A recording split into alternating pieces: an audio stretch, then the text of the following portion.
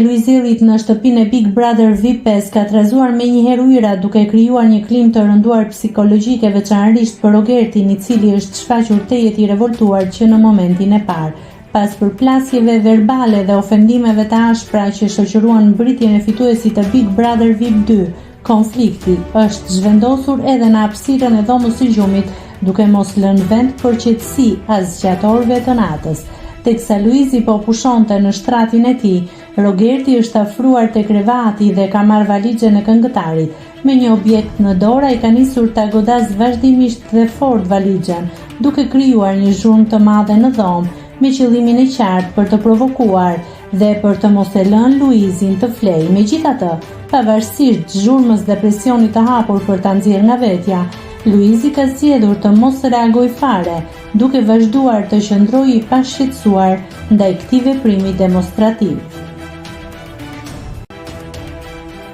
Nëse klikoni mbi butonin subscribe, do t'ju shfaqen të gjitha publikimet tona. Ju ftoj t'i bëni subscribe kanalit, të pëlqeni videot dhe të lini komentin tuaj.